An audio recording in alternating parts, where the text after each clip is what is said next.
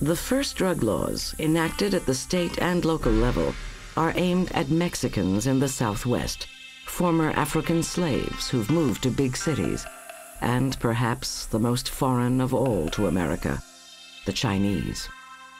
They have come to San Francisco as a gateway to the West to build the railroads, but they immediately become the targets of exclusion laws and prejudice.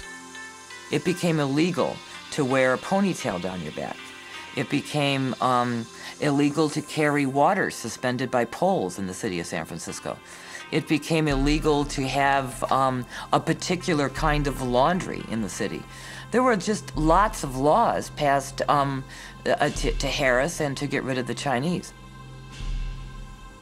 The original Chinatowns in the United States, particularly between about 1870 and maybe 1910, tended to be almost entirely male. You had enormous communities of lonely and frustrated immigrant men without women and without very much recreation of any other kind, so that you can imagine how rumors would spread. Their strange way of talking and their strange language and their big pigtails of hair that they still wore very often on the top of their head.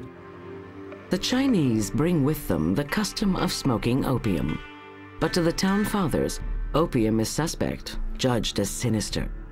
The newspapers portray opium as a tool of seduction, a drug that stimulates uncontrollable sexual desires in women. The reason they outlawed opium smoking in opium dens was because that was a Chinese custom, and they were afraid that Chinese men were luring white women to have sex in opium dens. This was enormous fear that the Chinese would induce white women into white slavery and prostitution through the use of smoking opium. But opium's link to sex was more likely to occur in China than Chinatown. That none of the drugs currently illegal became illegal before they were most closely associated with what were commonly regarded as deviant groups. And it gets back to the scapegoat. So you can scapegoat different racial groups, you can scapegoat the lower classes, you can use the drug to do the scapegoating for you. You can attack them because they're using the drug. It wasn't until the mix of cultures that we began prohibiting unpopular drugs. And generally speaking, the drugs that were prohibited are drugs that are associated with aliens or racial minorities. Opium was an obscure drug, used only by the fringes of society. That is the reason why it was criminalized. In San Francisco, fear overcomes tolerance. In 1876, the city passes the first law making a drug illegal, the smoking of opium, by Chinese immigrants when it bans opium smoking in Chinatown. Opiates remain legal to the rest of the population. The immigrants, not mainstream American drug addicts, are what caused the laws to change.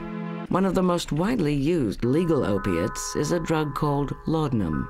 People smoked opium lying on their sides in these pipes that they had developed. And so opium dens and smoking became a social environment. It wasn't simply the taking of the drug. It wasn't simply the escape from reality, the euphoria that came with the drug. It was a euphoria that came amidst other people. The United States enacts domestic legislation to control opiates in compliance with a treaty abolishing the opium trade. Ironically, the ban fails to help. The habit is so ingrained in the culture. Opium has been outlawed for 100 years. In the 1980s, the purity of street heroin was as low as 1%, but now it's as high as 98%. And DEA officials discovered that 60 to 80% pure heroin is now selling for as little as $10 a dose.